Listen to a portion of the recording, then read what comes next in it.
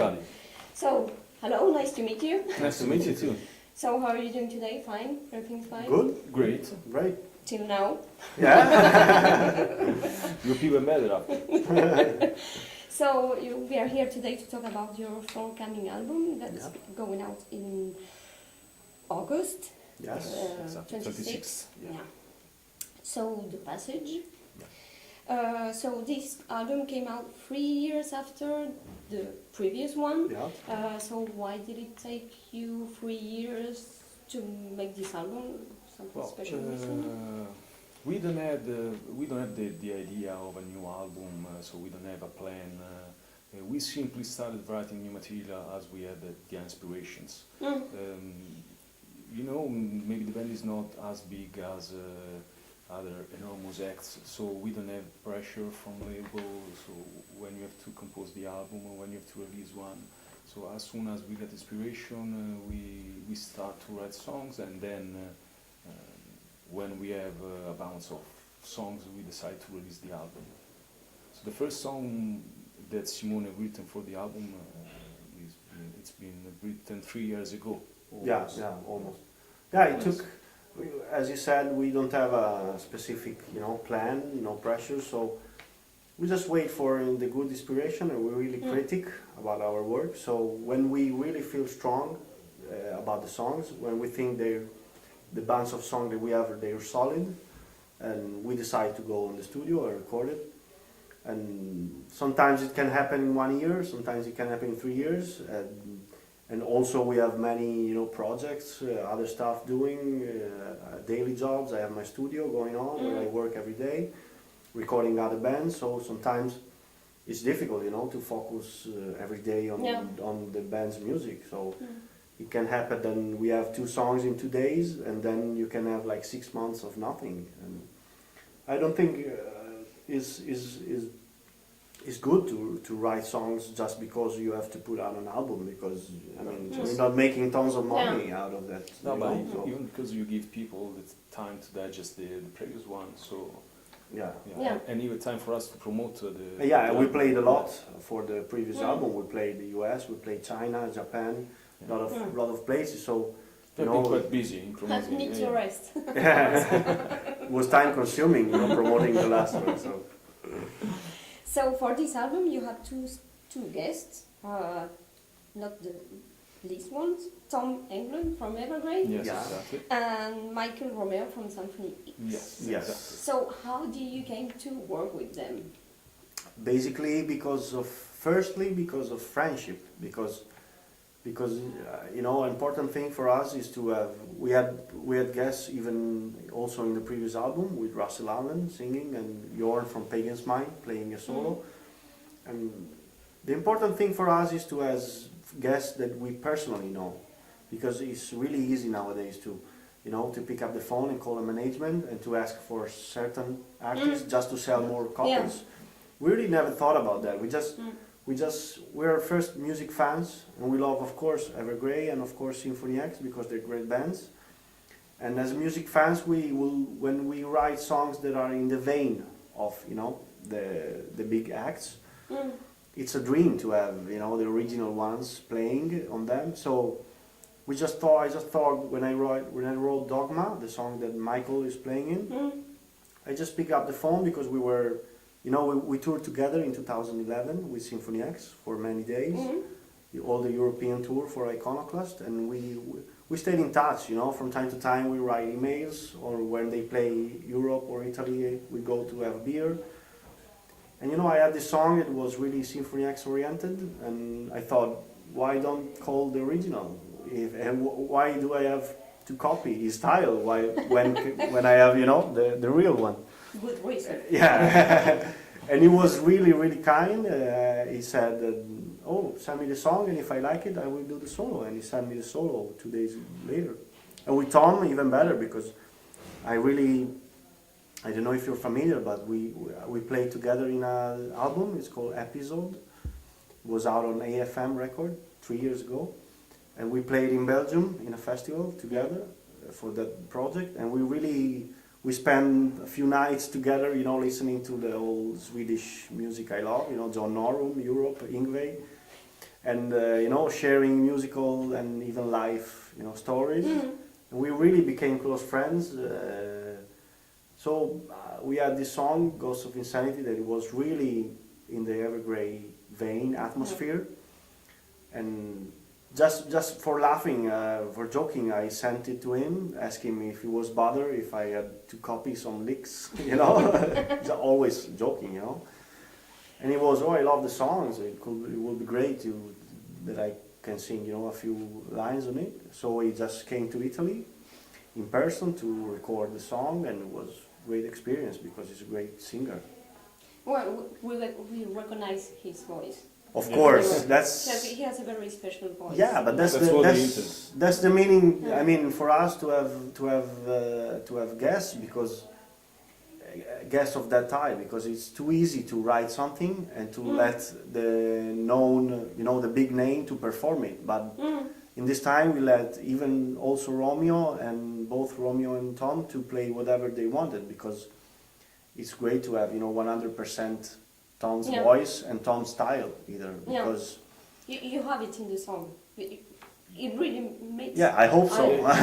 It really made me think about Evergrey. Yeah, when I listen to the song. So we reached the goal. Yeah. Yeah, and actually the funny thing is that he really enjoyed playing, you know, because we have, of course, we have different things of perspective about music, and we have a lot of, for example, key changes, chord changes that he doesn't have in Evergrey.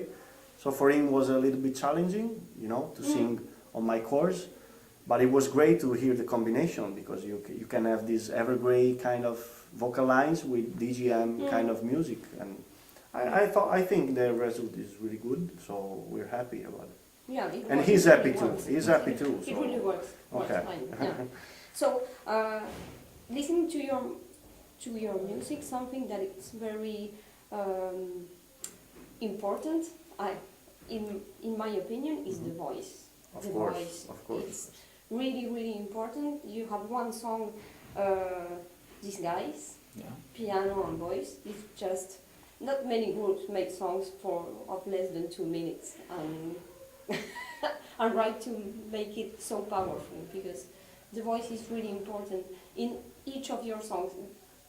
That has something to do with the influences you have, because you talk, if I get it right, about Europe before, that they have very special choir parts and things like that. So is that one of the influences that make you I mean so special? The voice is so important. I mean, the main influence we had, I mean, every one of us is listening, is more of the, you know, the thrashy guy, is more into Anthrax, Annihilator, Old style. the heavy stuff. I'm more into I'm more into the 70s, you know, Rainbow, Whitesnake. Yeah. But the main common thing, musically speaking, for us is the melody, you know, the search of the best, I won't say catchy or hooking melody. I mean, we love when people can sing our song, you know.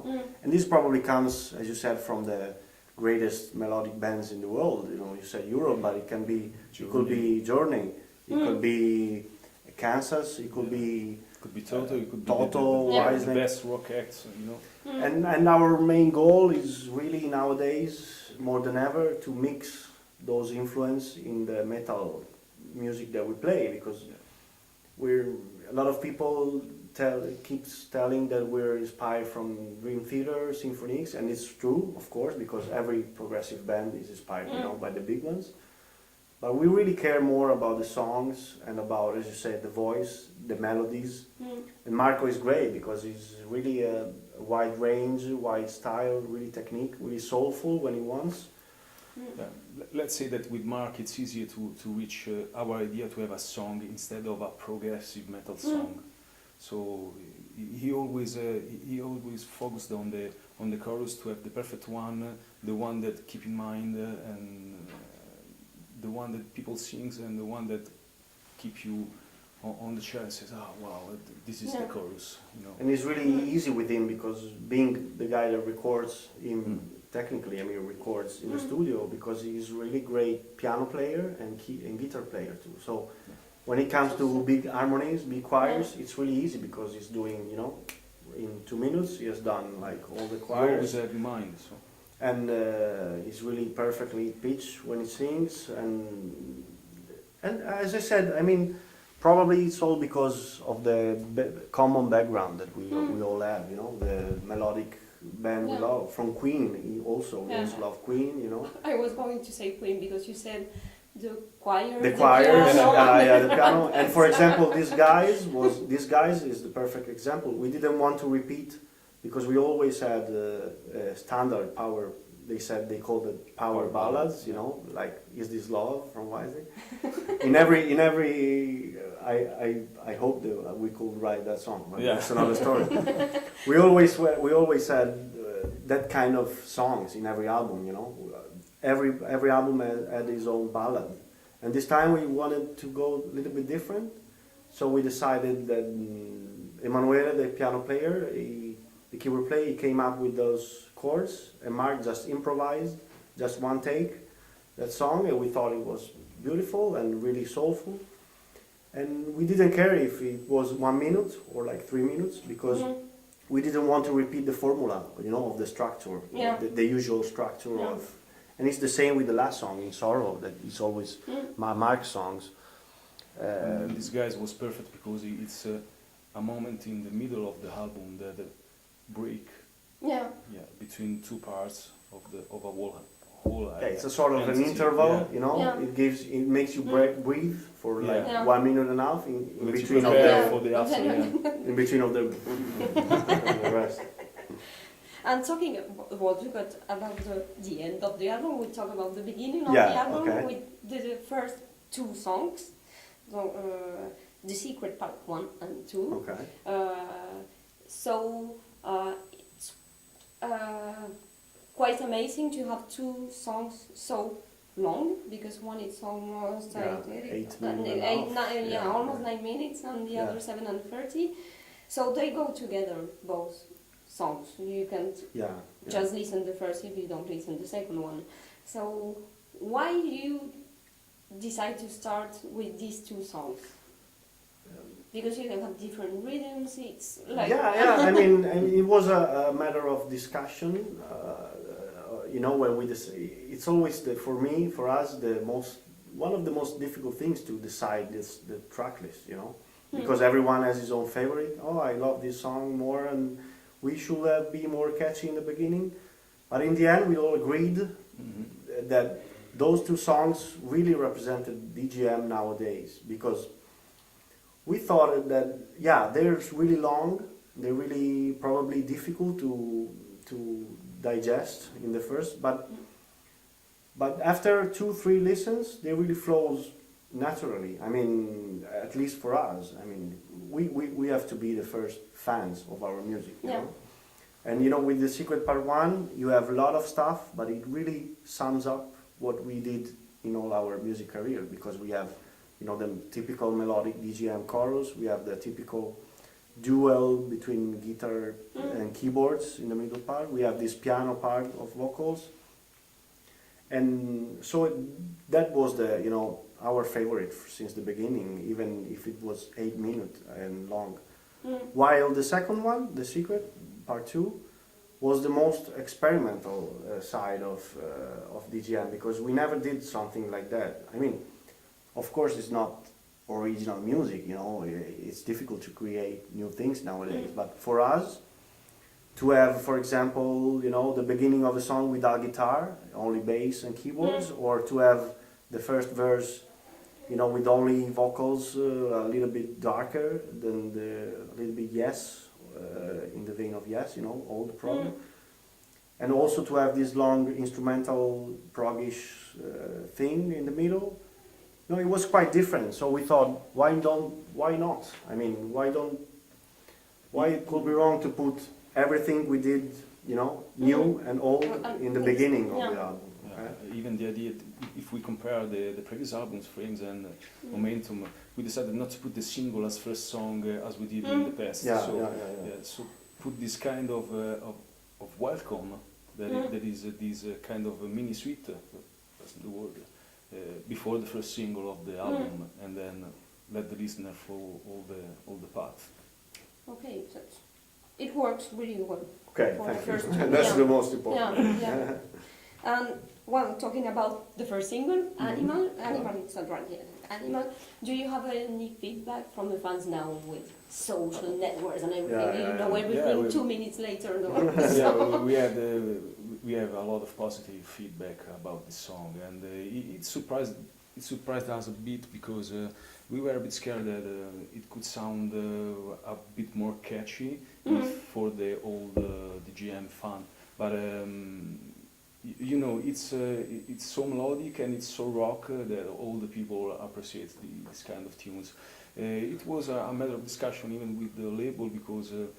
At the beginning, we decided as first single another song, but we discussed with Frontiers that suggest us to put this as first song because it's more simple, but not so simple, and it has a very I'd say melodic refrain, you know, and it seems to be the perfect choice at the end. Yeah, I mean, it shows the rockish side of our band, and we're releasing 3 more singles before August. So we thought, why don't Yeah. put out, you know, every aspect of the new album? So we'll have the fast song, and as I said, we always started every album in the past 8 years with the fast song, you know, double bass, and this time was, I mean. We judge the songs mainly by vocals and by melodies, you know. So we were keep singing that chorus every day, you know, because it's really hooking, it's really catchy. So we thought it was the best representation of the melodic aspect of the album, and hopefully we will get more people getting into the band, even if they're not listening to progressive, because a lot of people are afraid. You know, to listen to progressive music because they are expecting, you know, all the cliche like 20 minutes solos or odd time signatures. But progressive is not only that. I'm thinking about Kansas. Is the band I love. They wrote "Dust in the Wind." That it's really easy song, but it's one of their most famous songs ever. Even a progressive band could be mainstream, you know.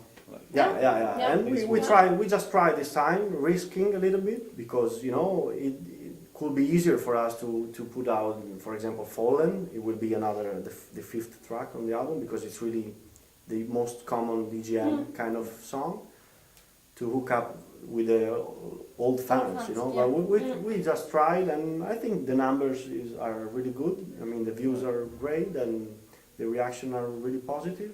And we cannot wait to play that song live. I mean, yeah, the numbers are telling us that we did a good choice. The good choice. That's the most important. Yeah. So it's a very, like you said, for progressive band, the songs are very powerful, very energetic. You don't have, like you said, you say, oh gosh, it would last for 20 minutes or things like that. So it's quite surprising to see this kind of, like you said, it's not the common of the progressive metal band, so it's quite nice, really, to have songs that are not too long and as powerful as if it was 15 minutes. So you don't need the 15-minute song to have the same result. I'm actually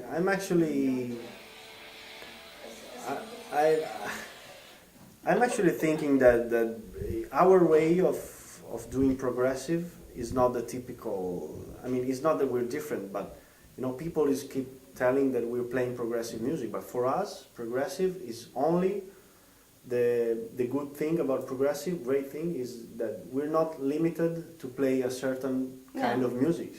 So if you want to have a thrash riff and then to have a power metal like Fallen, you know, the song Fallen it started like, you know, it reminds me, when I wrote the riffs, it reminds me a bit of Testament from the late 80s. And then you have like a Stratovarius, I wanted like sort of chorus, because if it works, it's okay. I mean, that's the progressive. You can mix up many styles. Of course, looking blank sheet. Yeah, of course, looking to the quality. I mean, the song has to be a good song, even and not an easy mixture of things. It simply means that we can follow inspirations with no limits. Yeah. Yeah, that's Yeah, progressive for us. Than what it means. And sometimes we have, the technical things. Technical aspects. For the nerds. Because we are nerds too, and we grew up. We were nerds too, but yeah, the main goal and target with DGM is to write good songs and good melodies, good choruses, and to play at our best every time. Yeah. And talking about the album in itself, so how do you work on the songwriting? It can be any one of you that comes with an idea, or do you work all together? It depends. He's the main writer. He writes 100%. It can be, but it's not. No, actually, I mean, I always call myself the dictator, but only because I really like to control all the aspects, and I really love to write music. Perfectionist. Yes. Control freak. Perfectionist too good. But it's so good in writing that we trust totally his kind of writing. So who am I to say no? I read the song. So do you? Yeah, it was not like that in the beginning when I joined the band, because I didn't know them as a players. I didn't know them as person. I didn't know them. I didn't know their tastes. But nowadays, after almost 10 years, I know. When I come up with a riff, an idea, I immediately imagine, they will love this one, because it's in the DGM vein. It's in. While some other time I just try to do something different, hoping that they will like, and 99% of the time I'm lucky enough that they're happy, and I mean we're writing together they're writing most of the lyrics, and I'm writing together with Marco and with other guys the melodies, because I'm pretty much writing the music, the musical themes. And for example, since I'm not a big fan of, I'm a big fan of slow songs, playing them, but I'm not a big fan of writing good songs. I don't feel I'm good enough. I always ask Marco, the singer, or the keyboard players to come up with the slowest song on the record. So they usually take care about the ballads and stuff, and I take care about the rest of the album. But it's always, I don't want to sound so really a dictator, because DGM couldn't be DGM if they weren't playing in the record. I mean, it's even if I write the notes are played by some people, So even a short drum feel, or even a easy passage of bass. I mean, it can add something more to the song, So sometimes they just play what I write because they like it. Sometimes, some other times, they just come up with new ideas, and in the beginning I'm oh no, fuck, you have to play what I wrote, But later I think about. To be honest, he seems so. 5 minutes. You think he is a freak, control freak, but it's not so strong. It's not so dictatorial. You think that? It's good. Sure. It means that I'm good. Being a dictator. Because it's jokes apart. He's totally open-minded when he sends us a song that is almost complete, because he records all the instruments, thinking the way we play. He always asks for, I'm not sure about this song, what do you think? I said, well, it's correct this way, do you think we can do that? 100% of the time it's like, Simone, it's perfect. So. But it's open to accept ideas, for example. I mean, it's not a rule that I have to write all the songs. They just like probably what I do. They let me express my craziness in writing. No, when everything works. Why change? No reason to change. So